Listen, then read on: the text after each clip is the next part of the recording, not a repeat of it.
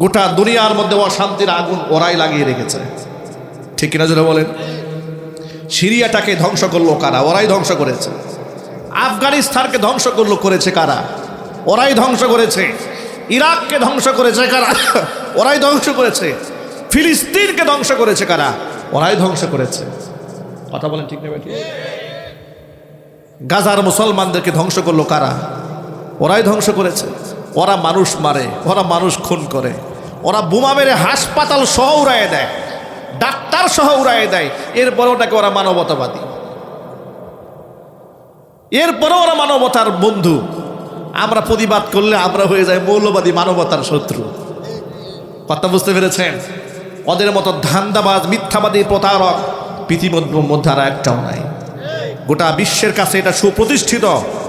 পশ্চিমারা প্রতারক, পশ্চিমারা মিথ্যাবাদী, ওরা ধোঁকাবাজ, ওরা মুনাফেক, ওরা কাফের, ওরা নিকৃষ্ট নজরের জাহান্নামী। কথা বলতে হবে ঠিক কিনা? গোটা বিশ্ব নেতৃত্ব যারা দিচ্ছেন তারা প্রতিনিয়ত ইসলামের দর্শন, তাহজিব, তামাদ্দুন, কৃষ্টি কালচারের বিরুদ্ধে প্রপাগান্ডা চালান বিশ্বব্যাপী। যে ইসলামী অনুশাসনে নারীদের উপর জুলুম করা হয়েছে, অধিকার নিয়ে ছিনিমিনি খেলা হয়েছে, নারীদেরকে পর্দার নামে গৃহবন্দী করা হয়েছে, নারীদেরকে বৈষম্য করা হয়েছে ইত্যাদি নানান ক্যাম্পেইন তৈরি করার জন্য, এগুলোকে বাস্তবায়ন করার জন্য তারা বিভিন্ন সংস্থা তৈরি করেছে।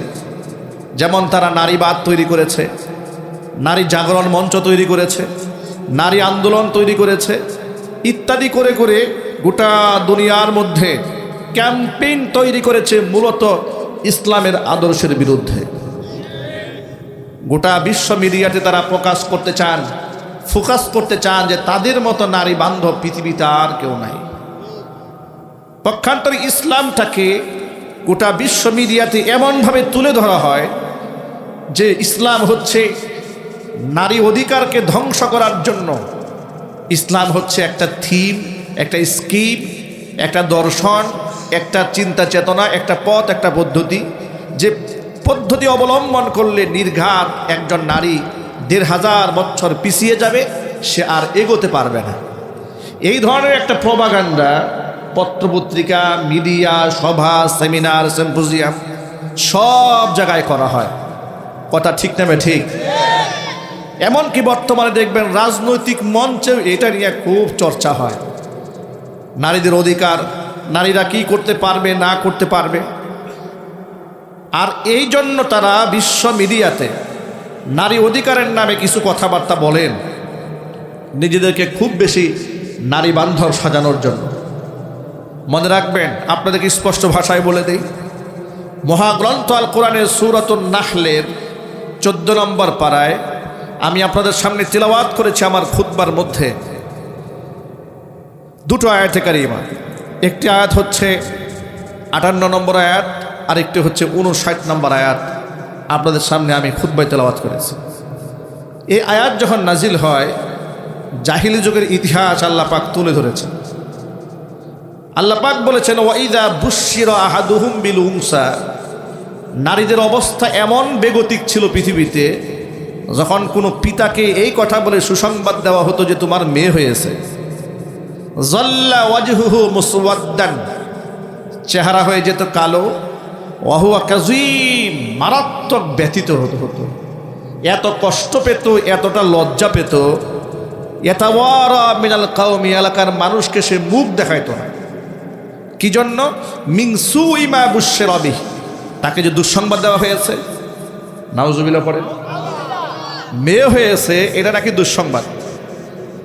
এই দুঃসংবাদ কানে নিয়ে লজ্জায় সে এলাকায় মুখ দেখাইতো না। ইয়াতাওয়ারা মিনাল কওমি মিন সুই মা বুশিরা বিহি, এরপরে সে ভাবতো, আয়ুমসিকুহু আলা হুনিন, আমি কি দুনিয়ার লাঞ্ছনা গঞ্জনা, সমাজের মানুষের তিরস্কার বৎসরা শুনে সহ্য করে মেয়েটাকে বাঁচিয়ে রাখবো? আমি ইয়াদুসুহু ফিত তুরাব, নাকি এরে আমি জিন্দা মাটির নিচে পুঁতে ফেলবো। আলা সাআ মা ইয়াহকুমুন, আল্লাহ বলছেন এদের বিচার কার্য কতই না নিকৃষ্ট ছিল। যেই সমাজের অবস্থা এমন ছিল, কন্যা সন্তান জন্মগ্রহণ করা মানুষ আজন্ম পাপ মনে করত, সেই সমাজের মধ্যে আল্লাহর নবী রাহমাতুল লিল আলামিন ঘোষণা করলেন, যে ঘরের মধ্যে প্রথম কন্যা সন্তানের জন্ম হয়, আসমানের রহমতের সবগুলি দরজা আল্লাহ ওই ঘরের জন্য উন্মুক্ত করে দেয়। সেই সমাজে আল্লাহর নবী রাহমাতুল লিল আলামিন ঘোষণা করলেন, যে ব্যক্তিকে আল্লাহ 3টি কন্যার সন্তান দান করেন, কিয়ামতের ময়দানে ওই 3 কন্যার বাবা আর আমি মুহাম্মদ সাল্লাল্লাহু আলাইহি সাল্লাম জান্নাতের মধ্যে এই রকম পাশাপাশি অবস্থান করব। ভাবুন, নারীদের মর্যাদা কোথা থেকে আল্লাহর নবী কোথায় নিয়ে আসলেন। বুখারী শরীফের একটা হাদিসের মধ্যে এসেছে, উম্মুল মুমিনিন মা আয়েশা সিদ্দিকা রাদিয়াল্লাহু তাআলা আনহা হাদিসের রাবি। ইসলামের ইতিহাসের সর্বাধিক হাদিস বর্ণনাকারী 3 জন ব্যক্তি।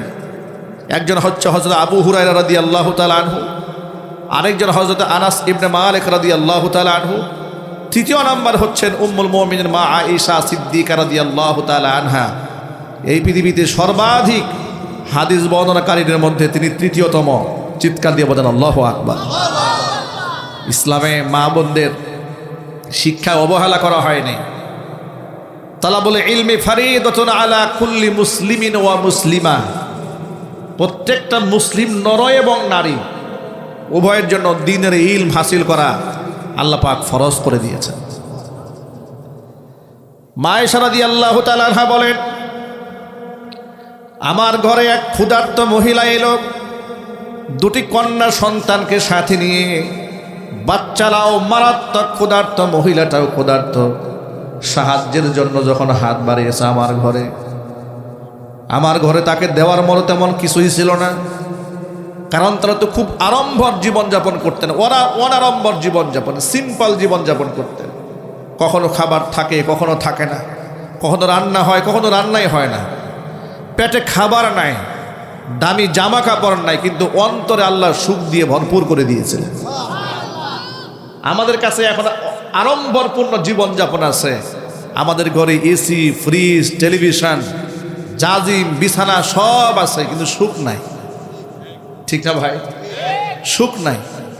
যার ধরুন বিল গেটসের বউ চলে যায়, পৃথিবীর শ্রেষ্ঠ ধনী তার বউ চলে যায়, সিনেমার নায়ক নায়িকা কি এক একজন অপরূপ চেহারা, কি রূপ লাবণ্য, কি তাদের ফেমাস, কি তাদের সমাজ ব্যবস্থা, কেমন সম্মান। ওরা বাথরুমে গেলেও সাংবাদিকরা ছবি তুলে প্রচার করে। ঠিক না ভাই? ঠিক। এদের সংসার ঠিক নাই 6 মাসে। এদের কি নাই? সব আছে, শুধু রবের সাথে সম্পর্ক নাই। ঠিক কিনা বলেন? রবের সাথে সম্পর্ক নাই, এরা সুখের সন্ধানও পায় না। উম্মুল মুমিনিন মা আয়েশা রাদিয়াল্লাহু তাআলা আনহা বলেন, মহিলাটি আমার ঘরে এসে যখন সাহায্যের জন্য হাত বাড়ালো, আমি তাকে দেওয়ার মতো তেমন কিছুই আমার ঘরে ছিল না। শুধুমাত্র কেবলমাত্র একটা খেজুর ছিল আমার ঘরে খাওয়ার মতো। আমি কি করলাম? ফাআতাইতুহা ইয়াহা। একটা খেজুর আছে ঘরে আমার পুঁজি, সেটাই মহিলাকে দিয়ে দিলাম। তাকে দেখি অবাক বিস্ময় সেই মহিলা কি করলো? ফাকাসসামাতহা বাইনাহুমা ওয়ালাম তাকুল মিনহা শাইআ। মহিলাটি খেজুরটাকে টুকরা করে 2 ক্ষুধার্ত কন্যা সন্তানের মুখে তুলে দিল। নিজে এত ক্ষুধার্ত, কিন্তু নিজে কিছুই খেলো না। আমি মেয়েদের প্রতি মায়ের এই ভালোবাসা দেখে আমি বড় বিস্মিত হলাম, অবাক হলাম। নবী করিম সাল্লাল্লাহু আলাইহি সাল্লাম যখন আমার ঘরে আসলেন, গোটা ঘটনার বিবরণ আমি রসুলের কাছে পেশ করলাম। হাদিসটা বুখারীতে এসেছে। আল্লাহর নবী আমার কাছ থেকে পুরো ঘটনার বিবরণ শোনার পরে হুজুর কি বললেন শুনুন।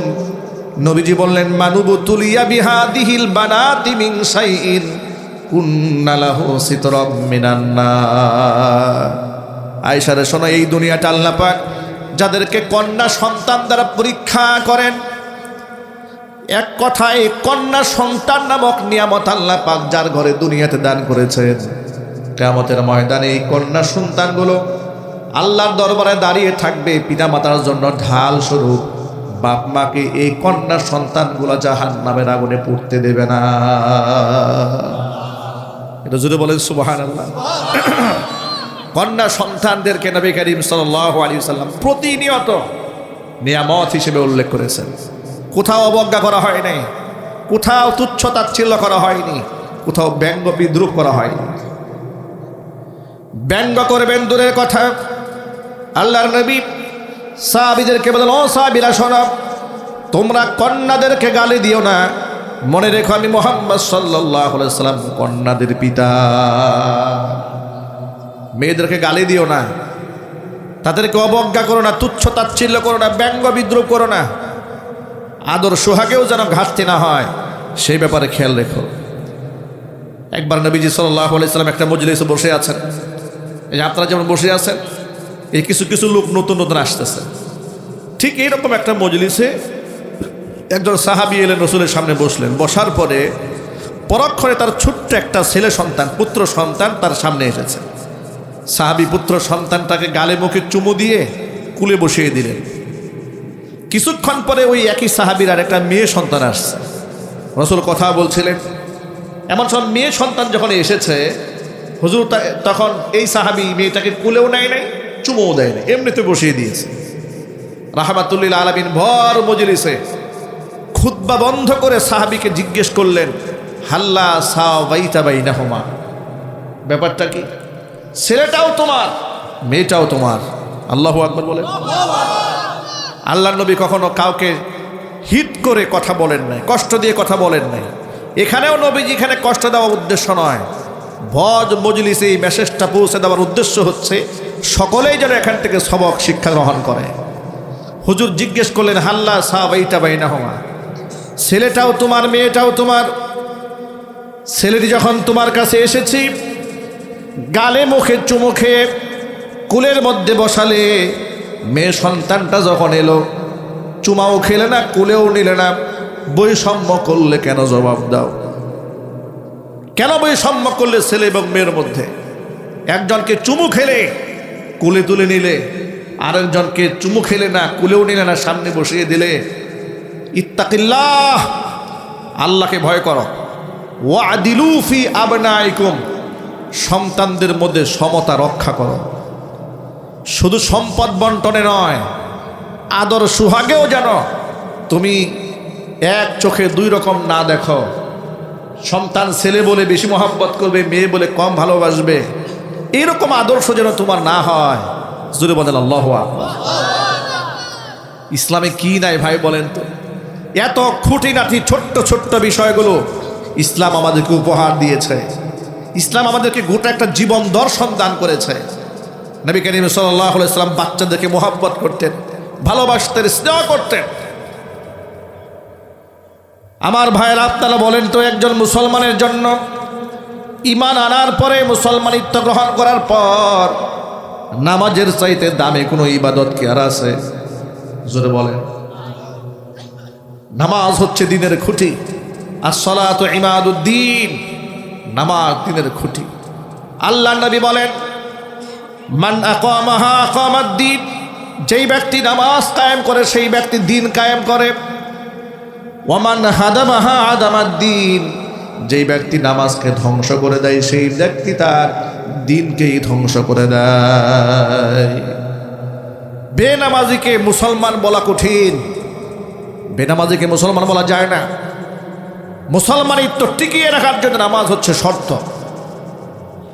নামাজ কোনোভাবে বাদ দেওয়া যায় না। সেই নামাজও একজন বান্দার উপরে ফরজ করা হয়েছে 10 বছরের পরে। সুবহানাল্লাহ বলবেন না? বালেগ হওয়ার পরে নামাজকে ফরজ করা হয়েছে। ব্যক্তি যখন ছোট হয় 7 বছর, নবী করিম সাল্লাল্লাহু আলাইহি ওয়াসাল্লাম বলেছেন, তোমরা তোমাদের সন্তানদেরকে 7 বছর বয়সে মুরু আওলাদাকুম বিসসালাতি ওয়া হুম 7 সিনিন, 7 বছর বয়সে নামাজের তালকিন দাও, তালিম দাও, নির্দেশ প্রদান করো। 10 বছর যখন হয়ে যাবে তখন নামাজ যদি না পড়ে তাহলে প্রহার করো। এর মানে বালেগ হওয়ার আগ পর্যন্ত নামাজ নির্ধারিত ফরজ হয় না। 7 বছর বয়সে বাচ্চাদেরকে আদর সোহাগ করে নামাজের অভ্যস্ত করার জন্য নবী করিম সাল্লাল্লাহু আলাইহি ওয়াসাল্লাম নির্দেশ প্রদান করেছেন। 7 বছরের আগে নামাজের মতো গুরুত্বপূর্ণ ইবাদত আমাদের সন্তানের উপর আল্লাহ পাক চাপায় দেন নাই। যদি করেন আল্লাহু আকবার। 7 বছরের আগে আমাদের এই গোটা পৃথিবীর সমস্ত নারী পুরুষের জন্য, বাচ্চা শিশুদের উপরে আল্লাহ রাব্বুল আলামিন নামাজ বাধ্যতামূলক করেন নাই, বাচ্চাদেরকে ছাড় দিয়েছেন। হুজুর বলেছেন আদিবুহুম ওয়ালা তুআজ্জিরুহুম, সন্তানদেরকে আদব শেখাও কিন্তু ওদেরকে পিটাইও না। আমরা কিন্তু আমাদের সন্তানদেরকে পিটাই, মারি, গালমন্দ করি, আঘাত করি, মেজাজের ভারসাম্য আমরা হারাই ফেলি। ইসলাম শিশু বাচ্চাদেরকে কিভাবে লালন পালন করবেন তারও দিক নির্দেশনা দান করেছেন। আল্লাহর নবী সাল্লাল্লাহু আলাইহি ওয়াসাল্লাম সিজদায় পড়ে আছেন ঘরের ভিতরে। এমন সময় হুজুরের কলিজার টুকরা দুই নাতি হাসান এবং হুসাইন রাদিয়াল্লাহু তাআলা আনহুমা সাইয়্যিদা শাবাবি আহলিল জান্নাহ, দুইজনে রাসূল পাক সাল্লাল্লাহু আলাইহি ওয়াসাল্লামকে ঘোড়া বানায়া হুজুরের কাঁধের উপর বসেছে গিয়ে। নবীজি পড়ে আছেন সিজদায়, হাসান হুসাইন হুজুরকে ঘোড়া বানায়া রাসূলের কাঁধের উপর গিয়ে বসেছেন। আল্লাহ নবী সিজদায় পড়ে আছেন লম্বা সময়, এরা ঘোড়া বানায় খেলতেছে, বাচ্চারা যা করে আর কি। আপনি ঘরে নামাজ পড়ে দেখেন, আপনার ছোট্ট বাচ্চা থাকলে আপনার কান দিকে উঠবে। আজকেও জোহরে নামাজের পরে আমি সিজদায় পড়ে আছি, আমার মেয়ে আমার কাঁধের উপর আমার ঘোড়া বানায় বসে আছে। যতবার উঠে ততবার আমার ওই হাদিসটা মনে পড়ে। নবী করিম সাল্লাল্লাহু আলাইহি ওয়াসাল্লাম সিজদায় পড়ে আছেন, হাসান হুসাইন কাঁধে গিয়ে বসছেন। ফাতেমাতুজ জাহরা রাদিয়াল্লাহু তাআলা আনহা ধমক দিয়ে হাসান হুসাইনকে ঘাট থেকে নামাই দিয়া ঘর থেকে বের করে দিয়েছে। আল্লাহর নবী নামাজ ছাড়লেন, নামাজ ছেড়ে দেওয়ার পরে, শেষ হওয়ার পরে ফাতেমাকে ডেকে বলেন, ফাতেমা রে, হাসান হুসাইনকে ধমক দিলে কেন, গালমন্দ করলে কেন? তিনি বললেন, আব্বাজান আপনি তো কষ্ট পাচ্ছেন, আপনি সিজদায় পড়ে আছেন, ওরা নামাজে ডিস্টার্ব দিচ্ছে আপনাকে। আল্লাহর হাবিব বললেন, শোনো ফাতেমা রে, ওরা তো আমাকে ঘোড়া বানিয়ে মজা পাচ্ছিল, আর আমি লম্বা সময় রবের সামনে সিজদায় পড়ে বড় মজা পাচ্ছিলাম। তোমার কে অভিযোগ করেছে আমি কষ্ট পাচ্ছি? আমি তো আনন্দিত হচ্ছিলাম, আমি রবের সামনে লম্বা সময় সিজদায় পড়ে আছি, আর হাসান হুসাইন আনন্দ পাচ্ছে আমাদের ঘোড়া বানায়া। আল্লাহু আকবার বলে। শিশু বাচ্চাদেরকে হুজুর এরকম আদর করতেন, মোহাব্বত করতেন, চুমা খাইতেন। নবী করিম সাল্লাল্লাহু আলাইহি ওয়াসাল্লাম তার কলিজার টুকরা নাতি হাসান ইবনে আলী তার চুমা খাইলেন। চুমা খাওয়ার পরে হুজুরের একজন সাহাবী তাকে বলেন, ইয়া রাসূলুল্লাহ আপনি বাচ্চাদেরকে চুমা খান? বলে, হ্যাঁ চুমা খাই তো আমি। আমার 10টা সন্তান, জীবনেও চুমা খাই নাই। আল্লাহ আমার 10টা সন্তান দিয়েছে, আমি কখনো চুমা খাই নাই। আল্লাহ পাক তখন আল্লাহ নবী সাল্লাল্লাহু আলাইহি ওয়াসাল্লাম বললেন, মান লাম ইয়ারহাম লা ইউরহাম, যেই ব্যক্তি অন্য বান্দার উপর দয়া করে না, মহান আল্লাহর পক্ষ থেকে তার উপর দয়া করা হয় না। আপনি বাচ্চাকে স্নেহ করেন, মোহাব্বত করেন, ইসলাম আপনাকে উদ্বুদ্ধ করেছে, এটা হোক ছেলে হোক মেয়ে। আল্লাহু আকবার বলেন, এটা ইসলামের শিক্ষা। এরপরে ইসলাম আমার মা বোনদের জন্য কি অধিকার দেন নাই আপনারা বলেন? উত্তরাধিকার সম্পত্তির মধ্যে অধিকার দিয়েছেন। যে আমলে মেয়ে জন্মগ্রহণ করলে ওদেরকে উত্তরাধিকার দিবেন দূরের কথা, জিন্দা মাটির নিচে পুঁতে ফেলা হতো, সে আমলে সূরা নিসা নাজিল হলো। নারীদের অধিকার নিয়ে আল্লাহ পাক কোরআন শরীফে আলাদা একটা সূরা নাজিল করলেন। জোরে বলেন সুবহানাল্লাহ। এরপর আল্লাহ পাক বললেন, আলিনাসিবুম মিম্মা তারাকাল ওয়ালিদানি ওয়াল আকরাবুনা ওয়ালিন নিসাই, নাসিবুম মিম্মা তারাকাল ওয়ালিদানি ওয়াল আকরাবুন মিম্মা ক্বাল্লা মিনহু আও কাসুরা নাসিবান মাফরুদা। লিররিজালি নাসিবুম মিম্মা তারাকাল ওয়ালিদানি ওয়াল আকরাবুন, পিতামাতা কিংবা নিকটতম আত্মীয় স্বজন মরে যাওয়ার পরে পরিত্যক্ত সম্পত্তির মধ্যে পুরুষের জন্য একটা অংশ আছে। অনুরূপভাবে পিতামাতা মরে গেলে নারীর জন্য একটা অংশ আছে। মিম্মা কাল্লা মিনহু আও কাসুরা, কোথাও কম আর বেশি, নাসিবাম মাফরুদা, এটা নির্ধারিত অংশ আল্লাহর পক্ষ থেকে করে দেওয়া হয়েছে। এটা জুড়ে বলতে হবে সুবহানাল্লাহ। কন্যা সন্তান হিসেবে তাদের জন্মের অধিকারকে নিশ্চিত করা হলো। আদর স্নেহের ক্ষেত্রে অধিকার নিশ্চিত করা হলো। কন্যা সন্তানের মহব্বতের ক্ষেত্রেও যেন বৈষম্য না হয়, অধিকার নিশ্চিত করা হয়েছে। উত্তরাধিকার সম্পত্তির মধ্যে অধিকার নিশ্চিত করা হয়েছে। এদেরকে সুশিক্ষায় শিক্ষিত করার জন্য ইসলাম তাগিদ দিয়েছে। সৎ পাত্রস্থ করতে উদ্বুদ্ধ করা হয়েছে। নারীকে পর্দার মধ্যে রাখার জন্য উদ্বুদ্ধ করা হয়েছে। আবার উত্তরাধিকার সম্পদ বন্টনের হিসাবটাও আল্লাহ পাক কোরআনে আয়াত নাজিল করে সূরাতুন নিসার 11 নম্বর আয়াতে ডিটেইলস বর্ণনা করে দিয়েছেন। আল্লাহ পাক বলেন, ইউসিকুমুল্লাহু ফি আওলাদিকুম লিযযাকারি মিসলু হাযযিল উনসায়াইন। আল্লাহ পাক বলেন, উত্তরাধিকার মেরাজ সম্পত্তির মধ্যে একটা নারী যা পাবে পুরুষ তার দ্বিগুণ পাবে। সুবহানাল্লাহ। বাহ্যিক দৃষ্টিতে মনে হয় যে পুরুষকে বেশি দেওয়া হয়েছে, আসলে পুরুষকে বেশি দেওয়া হয় নাই, পুরুষকে কমই দেওয়া হয়েছে। উদাহরণ দিলে খুব সহজে বুঝতে পারবেন। বাজারে এক বাবা তার 2 ছেলেকে পাঠাচ্ছেন, বড় ছেলে আর ছোট ছেলে। বড় ছেলের হাতে 1000 টাকা দেওয়া হলো, বাজারের লিস্ট ধরায় দেওয়া হয়েছে 999 টাকা। পক্ষান্তরে ছোট একটা বাচ্চা সাথে যাচ্ছে, সে বায়না ধরলো, আব্বাজান আমিও যাচ্ছি, কিছু টাকা আমারও দেন। বাবা খুশি হয়ে কোনো লিস্ট টিস্ট না, ওরা এমনি খুশি হয়ে 200 টাকা দিয়ে তোর যা মনে চাই তাই কিনা খাইস দিয়ে দিয়েছে।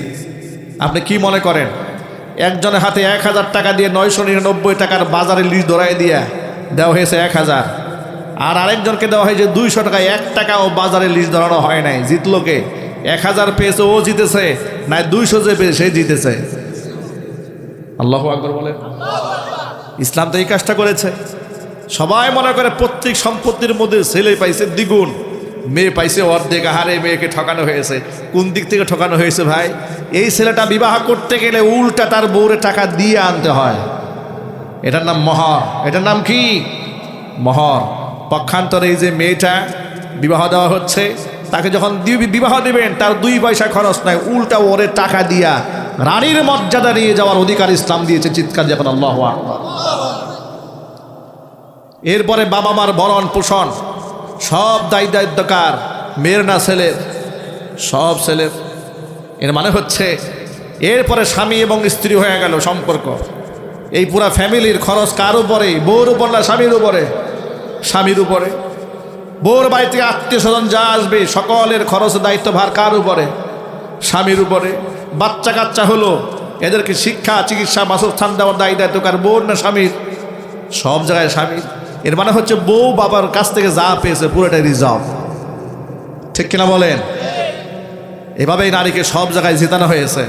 বাম এবং রামেরা এটা বুঝতে চায় না। তারা বলে নারী আর পুরুষকে সমান বানায় দেওয়া হোক। ঘৃণার সাথে কর নাউজুবিল্লাহ। ওরা আসলে নারীদের অধিকার চায় না। ওরা নারী অধিকারের নামে নারীদেরকে ভোগ করতে চায়, নারীদেরকে লালসার পাত্র বানাতে চায়। কথা বলুন ঠিক কিনা? ঠিক। তার বাস্তব প্রমাণ তো এখন বিশ্ব মিডিয়াতে চলে আসছে।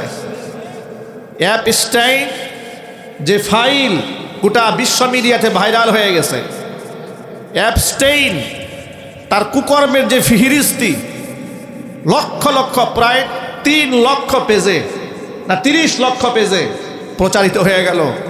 গোটা দুনিয়ার মানুষ দেখেছে। যারা এই পৃথিবীতে মানবতার কথা বলে, নারী অধিকারের কথা বলে, নারীদেরকে 18 বছর আগে বিবাহ দিলে শারীরিক সমস্যা হবে, এই ধরনের কথাবার্তা বলে ইসলামের পবিত্র বিধান নারীদেরকে অল্প সময়ে বিবাহ দেওয়া, এর উপরে বাধা সৃষ্টি করেছে যারা, তাদের আসল চরিত্র জাতি দেখে ফেলেছে। ওরা দেখে ফেলেছে ওরা 3 বছরে মেয়েকে ধর্ষণ করে। একটু জোরে বলে নাউজুবিল্লাহ। শুধু কি ধর্ষণ করে? 3 বছরে মেয়েটাকে ধর্ষণ করার পরে এই মেয়েটা যখন মৃত্যুপথের যাত্রী হয়, তখন এই মেয়েটাকে কাঁচি দিয়া কাটে, কেটে ফ্রাই করে ভাজি করে খায়। 3 বছরের কন্যা সন্তানকে স্যুপ বানিয়ে সেই স্যুপ পান করে। নাউজুবিল্লাহ মিন যালিক। মানুষ এত হিংস্র হতে পারে, মানুষ এত জানোয়ার হতে পারে। আর এই সমস্ত কাজের সাথে জড়িত কারা? গোটা বিশ্ব যারা কন্ট্রোল করে ওরা। ডোনাল্ড ট্রাম্প এই অপরাধী। এরপরে গোটা দুনিয়া কাঁপানো এক সময় তারকা ছিল মাইকেল জ্যাকসন, তার নাম এসেছে এখানে। এরপরে আমেরিকার সাবেক প্রেসিডেন্ট বিল ক্লিনটন, তার নাম এসেছে এখানে, বারাক ওবামার নাম এসেছে এখানে। এরপরে গোটা দুনিয়ার মানুষরা যাদেরকে বিজনেস হোল্ডার হিসেবে আইকন মনে করে, আইডল মনে করে, বিল গেটস পৃথিবীর সেরা ধনী, তাদের নামে তালিকা এসেছে। নাউজুবিল্লাহ পড়ে। এরা আপনাদের কাছে গোটা দুনিয়ার মধ্যে নিজেকে সুশীল হিসেবে প্রতিষ্ঠিত করে, মানবাধিকার কথা বলে। ওরা পৃথিবীর বিভিন্ন দেশে হামলা চালায় আর বলে আমরা শান্তি প্রতিষ্ঠা করি। জাতিসংঘের মাধ্যমে তারা নাকি শান্তি প্রতিষ্ঠা করে। বিশ্বাস করেন বিজ্ঞানী, ওই যে ওর নাম কি, পাটা যে লুলা হয়েছিল, স্টিফেন হকিং, এই লোকটা শরীর চলে না, এই লোকটা দেখে ওই দ্বীপের মধ্যে গিয়ে মহিলা নিয়ে ফুর্তি করে। নাউজুবিল্লাহ পড়েন। সারা জীবন প্রশংসা শুনলাম, এটাতে মানুষ ছবি এত বড় জানোয়ার, এটা তা তো জানতাম না। ঠিক না ভাই? ঠিক জন্য বলেন ভাইরা আমার, ওরা তো শুধু এগুলাই করে নাই। আমার দীর্ঘদিনের একটা প্রশ্ন ছিল, সেই প্রশ্ন হচ্ছে, ওরা যখন ইসরায়েল এই অভিশপ্ত বাহিনীর মাধ্যমে ফিলিস্তিনের ছোট্ট ছোট্ট বাচ্চাদেরকে বুম দিয়ে উড়াইয়ে দেয়, তা আমার মনে দীর্ঘদিনের একটা প্রশ্ন ছিল। যাই হোক, ধর্মের দিক থেকে মিল নেই, আদর্শের দিক থেকে মিল নেই, কোনো দিক থেকে ধরেন মিল নাই, কিন্তু একটা নিষ্পাপ শিশুর উপর তো মানুষের রাগ গোসা থাকার কথা নয়। ঠিক না ভাই? ঠিক বলেন। পৃথিবীতে মানুষ যতই নিকৃষ্ট জানোয়ার হোক না কেন, শিশু বাচ্চার প্রতি কার না মায়া হয়, কার না দয়া হয়? এটা কুত্তার বাচ্চার জন্য তো মানুষের মায়া হয়। ঠিক না ভাই? ঠিক। ওই যে পাবনার এক সরকারি অফিসারের স্ত্রী 8টা কুকুরের বাচ্চা বস্তায় বন্দি করে পানিতে ফেলে দিয়েছিল, গোটা দেশের মধ্যে মানুষ কান্না করে দিয়েছিল আবেগে। কুত্তার বাচ্চার জন্য যদি মানুষের কান্না আসে, মানুষের বাচ্চার জন্য আসার কথা ছিল না? আমার দীর্ঘদিনের একটা প্রশ্ন ছিল, ফিলিস্তিনের এই ছোট্ট ছোট্ট বাচ্চাদেরকে ইহুদিরা মারে, ওদের কিন্তু মায়া হয় না কেন? পরে দেখলাম এদের মায়া হবে কেন, এত বুম দিয়ে মারতেছে, এরা তো জীবন্ত মানুষের পেট চিরে বাচ্চা বের করে নারী বুড়ি পর্যন্ত টেনে খায়। ওরা এমন হিংস্র জানোয়ার, এই হিংস্র জানোয়ারেরা বিশ্ব শাসন করছে। আর তাদেরকে খুশি করার জন্য আমাদের বাংলাদেশের অনেক লোকেরা মরিয়া হয়ে পড়েছে যে পশ্চিমাদেরকে কে কত বেশি তুষামুত করে আগামী নির্বাচনে ক্ষমতায় যাওয়া যায়। খোদার কসম করে বলি, পশ্চিমাদের তুষামুত করে আপনি বাংলার জমিনে ইনসাফ কায়েম করতে পারবেন না। আর ওদের কাছে যেটা ইনসাফ, সেটা ইনসাফ নয়, এটা জুলুম নির্যাতন ছাড়া কিচ্ছু নয়। ইনসাফ আছে কোরআনে, ইনসাফ আছে ইসলামে, পশ্চিমাদের কাছে কোনো ইনসাফ নাই। কি বলেন? ইহুদি খ্রিস্টানের কাছে ইনসাফ আছে? জোর আওয়াজে বলেন। ওদের কাছে আছে জুলুম, ওদের কাছে আছে নির্যাতন, ওদের কাছে আছে 3 বছরের শিশু বাচ্চাকে ধর্ষণ করা, ওদের কাছে আছে 3 বছরের শিশু বাচ্চাকে ধর্ষণ করে ফ্রাই করে মানুষের মাংস খাওয়া। মানুষটা জানোয়ার, মানুষটা জানোয়ার। ওই জানোয়ার দেখে খুশি করার জন্য কিছু লোকেরা বলে যে না, অসুবিধা নাই, আপনারা যেভাবে বলে আমরা সেভাবেই চলবো, আমরা মডার্ন মুসলমান। খোদার কসম, ইসলামে কোনো মডার্ন ভার্সন নাই। তোমরা যেটাকে মডারেট মুসলমান বলো, আল্লাহর কসম সেটা হচ্ছে মুনাফিক মুসলমান। ইসলামে কোনো মডার্ন ভার্সন নাই, ইসলাম চির আধুনিক। 1500 বছর আগে ইসলাম যা ছিল আজও আছে তাই, কিয়ামত পর্যন্ত তাই থাকবে। এক চুল এদিক সেদিক হবে না, কথা বলতে হবে। ঠিক নেবে? ঠিক। ওরা আমাদের নারীদেরকে নিয়ে খুব উৎকণ্ঠায় থাকে। আফগানিস্তানে হিজাব এবং নিকাব বাধ্যতামূলক করা হলো কেন, এটা নিয়ে মাথা নষ্ট হয়ে যায়। কিন্তু 9 বছরের শিশু সন্তানকে যারা হত্যা করে, ওদের মুখে অন্ততপক্ষে মুসলমানদের নারীদের অধিকারের কথা মানায় না। ঠিক কিনা বলেন? সুতরাং তোমাদের নিকৃষ্ট ইতিহাসের দিকে তাকালে তোমাদেরকে সভ্যতার দাবিদার তো দূরের কথা, মানুষ বলাই মুশকিল। এই জন্য আমি আমার সকল ভাইদেরকে বলি, প্রিয় ভাইরা বোনেরা, আপনারা তো ইউরোপ আমেরিকার ভিসা পাওয়ার জন্য পাগল। এই দেশের লোকেরা ইউরোপের ভিসা পাইলে মনে হয় জান্নাতের টিকিট পাইছে। ঠিক কিনা বলেন? এরকম খুশি হয়ে যায়। মনে রাখবেন, ইউরোপ আমেরিকা জাহান্নামের খুব নিকটতম অবস্থানে করছে। পক্ষান্তরে বাংলাদেশ রাষ্ট্র গরিব হতে পারে, জান্নাতের খুব কাছাকাছি অবস্থান করছে ইনশাআল্লাহ। আমাদের দেশের মানুষ অমানুষ হতে পারে, ওদের মতো এত হিংস্র জানোয়ার হতে পারবে না। ঠিক না ঠিক বলেন? একটা মুসলমান এত নিচে নামতে পারে না একটা ইহুদি যত নিচে নামতে পারে, একটা খ্রিস্টান যত নিচে নামতে পারে, একটা মুসলমান এত বড় নিচে কখনো নামতে পারে না। একটা মুশরিক যত নিচে নামতে পারে, একজন মুসলমান হাজারো পাপ করতে পারে, ওদের মতো জানোয়ার হতে পারে না। আমার প্রিয় ভাইয়েরা, এই জন্য বলি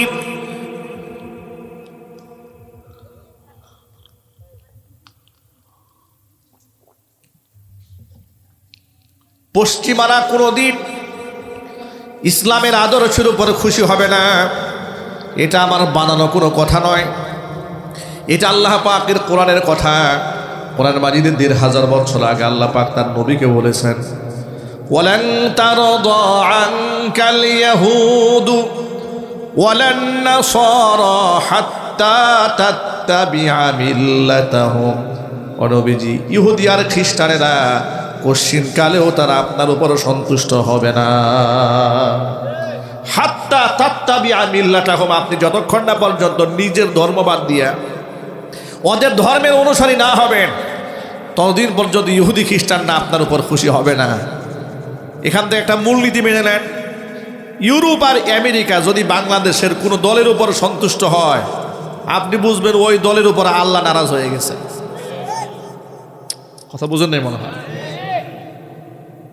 ওই দল আর ইসলামের আদর্শে নাই। ইসলামের আদর্শে যে দল থাকবে তার উপর আমেরিকা কোনোদিন খুশি হতে পারে না। কথা ঠিক না ঠিক বলেন? ইসলামের আদর্শ যে মানবে, আমেরিকা তারে মৌলবাদ বলবে। আমেরিকা যারে মৌলবাদ বলে, আল্লাহর কসম সে হকের উপরে আছে। আর আমেরিকা যাকে আধুনিক মুসলমান বলে, ও মুসলমান না মুনাফেক। ও কি জুড়ে বলেন? ও মুনাফেক। আমেরিকার কাছ থেকে আমার ইসলামের সার্টিফিকেট নিতে হবে না। আমি মৌলবাদী নাকি এর সার্টিফিকেট কোরআন থেকে নেব, ইসলাম থেকে নেব। আমার মেয়ে কোন ড্রেস আপ করবে, কোন পোশাক পরবে, সেটা আমেরিকান বুদ্ধিজীবী ডিসাইড করলে হবে না। আমার মেয়ে, আমার স্ত্রী কোন পোশাকে চলবে, এর সিদ্ধান্ত আমি কোরআন থেকে নেব। এই সিদ্ধান্ত আমি আল্লাহ রসুলের কাছ থেকে নেব।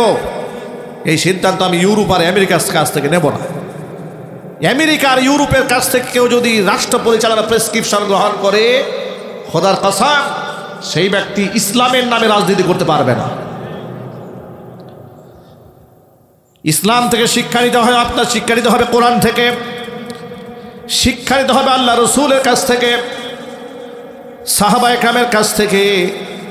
কিভাবে ইনসাফ কায়েম করতে হয় পশ্চিমাদের কাছ থেকে শিখলে হবে না, কারণ পশ্চিমাদের কাছে ইনসাফ নাই, ওদের কাছে আছে শুধু জুলুম আর জুলুম।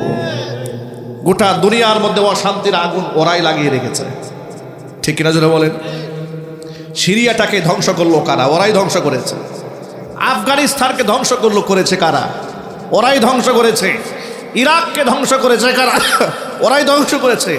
ফিলিস্তিনকে ধ্বংস করেছে কারা? ওরাই ধ্বংস করেছে। কথা বলেন ঠিক নেবে? গাজার মুসলমানদেরকে ধ্বংস করলো কারা? ওরাই ধ্বংস করেছে। ওরা মানুষ মারে, ওরা মানুষ খুন করে, ওরা বোমা মেরে হাসপাতাল সহ উড়াইয়ে দেয়, ডাক্তার সহ উড়াইয়ে দেয়। এরপরে ওটাকে ওরা মানবতাবাদী, এরপরে ওরা মানবতার বন্ধু। আমরা প্রতিবাদ করলে আমরা হয়ে যাই মৌলবাদী, মানবতার শত্রু। কথা বুঝতে পেরেছেন? ওদের মতো ধান্দাবাজ, মিথ্যাবাদী, প্রতারক পৃথিবীর মধ্যে আর একটাও নাই। গোটা বিশ্বের কাছে এটা সুপ্রতিষ্ঠিত। পশ্চিমারা প্রতারক, পশ্চিমারা মিথ্যাবাদী, ওরা ধোঁকাবাজ, ওরা মুনাফেক, ওরা কাফের, ওরা নিকৃষ্ট ধরনের জাহান্নামী। কথা বলতে হবে ঠিক কিনা? যুবকেরা, পশ্চিমারা আমাদের আইডল নয়, আমাদের আইডল হচ্ছে বিশ্বনবী মুহাম্মদ রাসূলুল্লাহ সাল্লাল্লাহু আলাইহি ওয়াসাল্লাম। ওরা আমাদের মেয়েদেরকে হাফ প্যান্ট পরে রাস্তায় নামায় দিতে চায়। বারবার টকশোতে জিজ্ঞেস করে, ক্ষমতায় গেলে কি হাফ প্যান্ট পরতে চলতে পারবে? মানে হাফ প্যান্ট নিয়ে কত টেনশন, হ্যাঁ, হাফ প্যান্ট নিয়ে কত চিন্তা। মানে ল্যাংটা থাকলেই মহিলারা সম্মানিত। নাউজুবিল্লাহি মিন যালিক। আমি জিজ্ঞেস করতে চাই, একটা মেয়েকে উলঙ্গ করলে তার ইজ্জত বাড়ে? আওয়াজ দিয়ে কথা বলেন।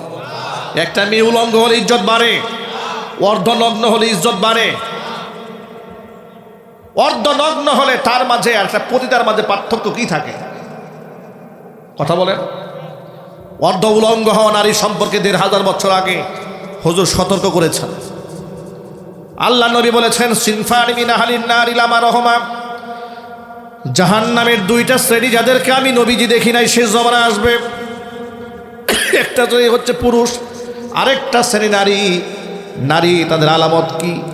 নিসাউন কাসিয়াতুন আরিয়াতুন মুমিলাতুন মাইলাতুন, এমন কিছু মহিলা দুনিয়াতে আসবে তারা পোশাক পরেও উলঙ্গই থেকে যাবে। নিসাউন কাসিয়াতুন আরিয়াতুন, পোশাক পরেও তারা উলঙ্গিনী। নাউজুবিল্লাহ।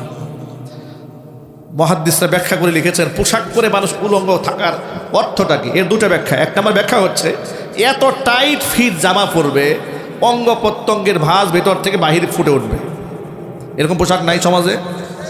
আরেকটা ব্যাখ্যা হচ্ছে এমন পাতলা পোশাক পরবে অঙ্গ প্রত্যঙ্গ বাহির থেকে দেখা যাবে। দুই, হুজুর বলেন ওদের আরেকটা আলামত হচ্ছে রুউসুহুন্না কাসনিমাতিল বুখতিল মাইলা, মাথার চুলটা হেয়ার স্টাইল এরকম থাকবে, কৃত্রিমভাবে পাম্পিং করে চুলটা এখানে খোপা তালুর মধ্যে খোপা বাঁধবে, উঁচা করে রাখবে উটের কুজের মতো। এরপরে মুমিলাতুন মাইলাতুন, এরা পরপুরুষের দিকে নিজেরাও ঝুঁকে যাবে, পরপুরুষকে নিজের উপর আকৃষ্ট করবে। আজকে TikTok, YouTube, Facebook, reels video এগুলা দেখলে তাকালে তাই মনে হয় যে মেয়েরা প্রতিযোগিতায় নেমেছে কে কার সৌন্দর্যতা কত বেশি পরপুরুষের সামনে প্রকাশ করতে পারে। এই ক্ষেত্রে মুসলিম যুবক যুবতী তরুণ তরুণীরাও এগিয়ে কম নয়। নাম দিয়েছে কাপল ব্লগ। স্বামী আর স্ত্রীর দুজনের আপন খুনসুটি ফেসবুকে প্রচার করে। মানুষ এত নির্লজ্জ বেহায়া হয় কি করে? মানুষের তো সামান্যতম একটা লজ্জাবোধ থাকা উচিত। নিজের বউর ছবি ফেসবুকে দিয়া বলে, প্রিয় বন্ধুগণ আপনাদের নতুনভাবে খাস দিলে দোয়া করে দিয়ে। আর বন্ধুরা তাকাইয়া কি জন্মের দোয়া যে করে আল্লাহ ভালো জানে, ঠিক কিনা বলেন? লেখে কিউট ভাবি, নাইস ভাবি, হট ভাবি, আরো কিছু বলে, ওগুলো আর বললাম না। এগুলা দেখে দেখে উনি আনন্দ উদ্বেলিত হয়, একদম খুশিতে গদগদ হয়ে যায়। আপনার লজ্জা হয় না? আপনার স্ত্রীর দিকে অন্য লোক যে লোলুপ্য দৃষ্টির তাকালো, আপনাদের সামান্যতম ব্যক্তিত্ব বোধ থাকতো এই কাজটা আপনি করতে পারতেন না, ঠিক কিনা বলেন?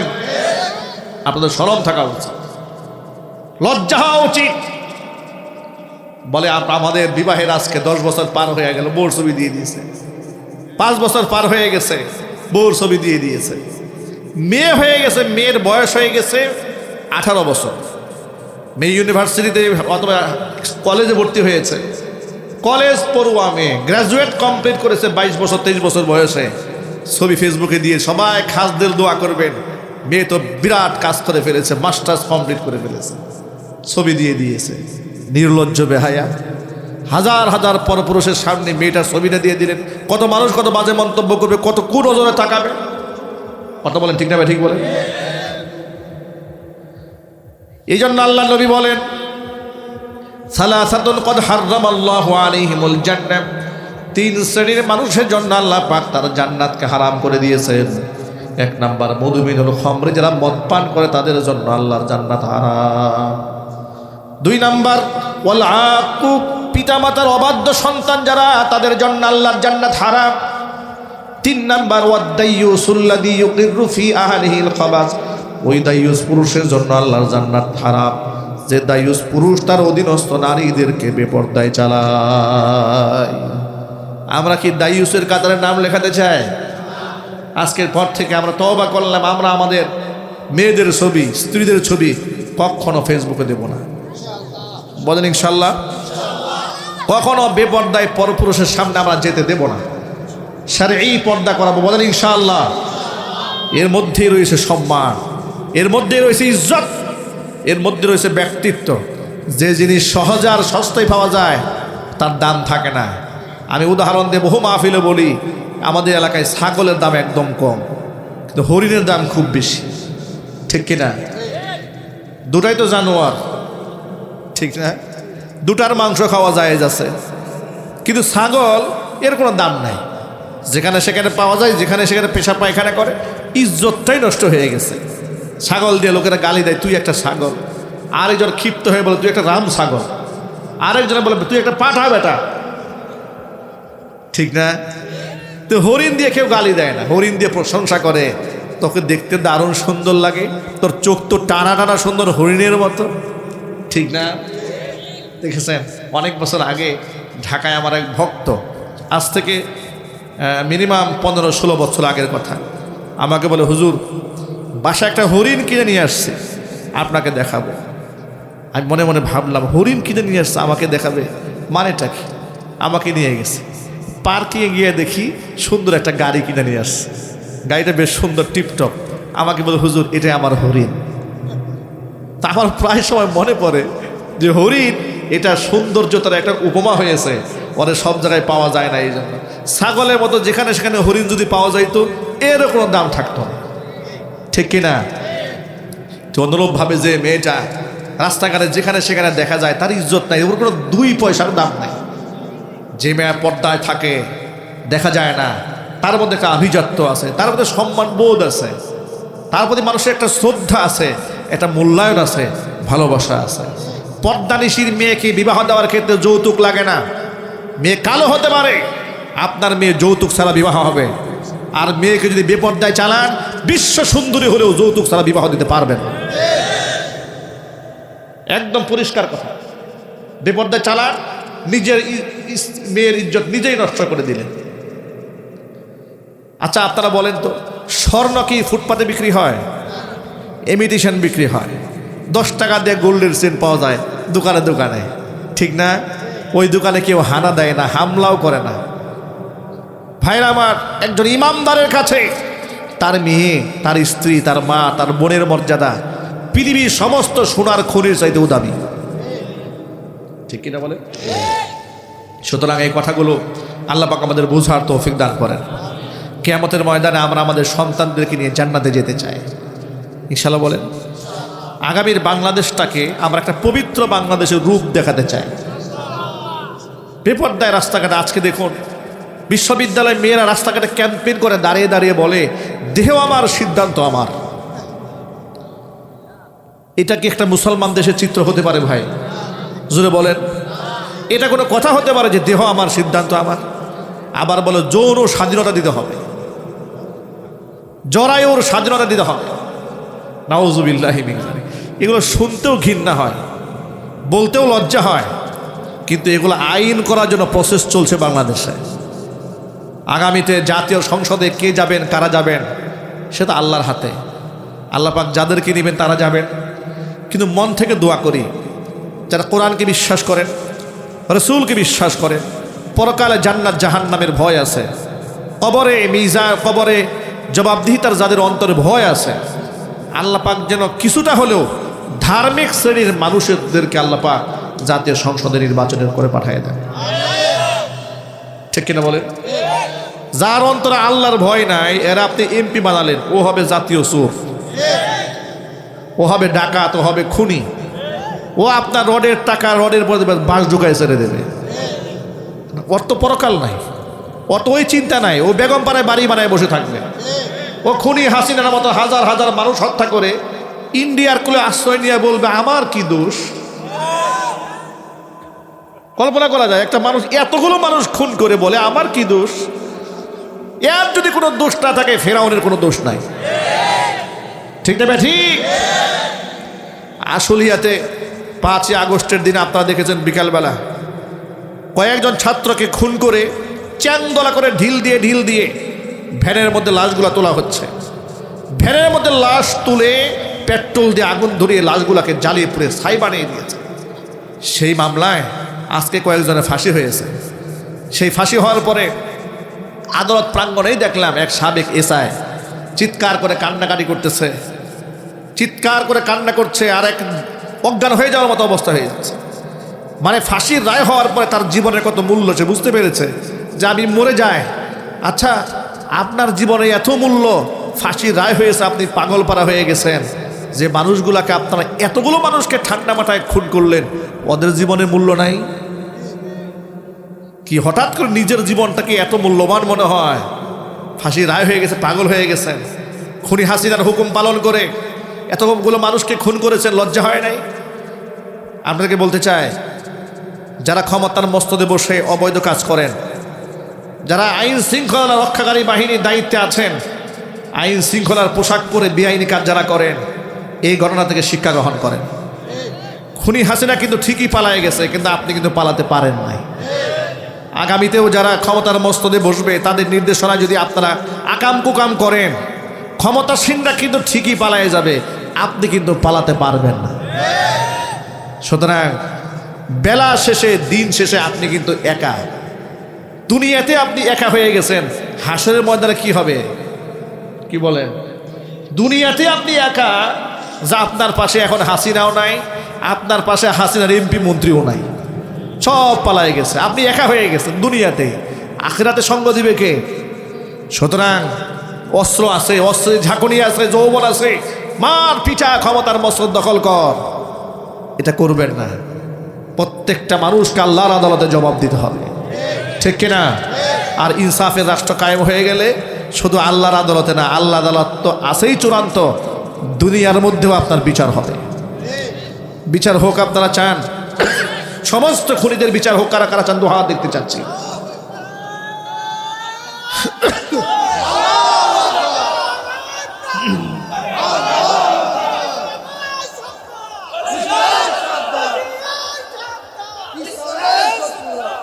মহান আল্লাহ তাআলা আমাদেরকে ঐক্যবদ্ধ থাকার তৌফিক দান করেন। জাতীয় নির্বাচনের সময় হা না ভোট আসবে, আপনি কি নাতে ভোট দেবেন না হাতে? হাতে দেবেন। কারা কারা হাত দেখি তো? মাশাআল্লাহ, সব হাতে ভোট দেবেন। বাংলার জমিনে আর স্বৈরাচার পয়দা হতে দেওয়া হবে না, ঠিক না? ঠিক।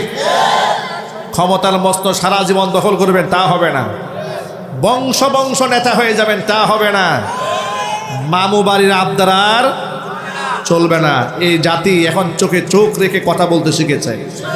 ওই যে দিনের ভোট রাতে রাতে হয়ে যাবে, এই বাংলাদেশে এটা আর করতে দেওয়া হবে না। কি বলেন? করতে দেবেন? চান্দাবাজ যেগুলাকে সোজা বানায় ফেলবেন, ঠিক কিনা? আমার এই যে কাওরান বাজার শাহী মসজিদে আমি জুমা পড়াই, তো ওটা চান্দাবাজদের একটা ক্ষেত্র, ঠিক না? মাত্র 1.5 কোটি টাকা চান্দা তুলতো সাবেক খুনি হাসিনার আমলে প্রতিদিন, পার ডে মাত্র 1.5 কোটি। বুঝতে পেরেছেন কত বড় আল্লাহর ওলিরা ওখানে বসবাস করে? তো যাই হোক, আমি আমার মসজিদে জুমার মিম্বারে বসেছি, সেখানে কাওরান বাজার শাহী মসজিদ, বাজারও বলে তো মসজিদ, আমি বলে দিয়েছি, জুমার বয়ানে বলে দিয়েছি, চান্দাবাজরা যখন আপনাদের এই দোকানদারের সামনে আসে, দোকানদাররা বসে বসে আঙ্গুল চুষেন কেন? ঠ্যাঙ্গায় ঝুলায় রাখতে পারেন না এগুলারে? কে কার কত বড় পাওয়ার আছে? আপনারা যদি ঐক্যবদ্ধ হয়ে যান, আপনারাও চান্দাবাজ আছে মাত্র 10 জন, আপনারা আছেন 1000। 1000 যদি আপনারা রুখে দাঁড়ান, 10 জন সন্ত্রাসী আপনাদের সামনে টু শব্দ করতে সাহস পাবে না, ঠিক কিনা? কিন্তু আমরা বিক্ষিপ্ত, যার জন্য ওরা সুযোগটা পায়। আগামীর বাংলাদেশে আপনারা সুযোগটা দিয়েন না।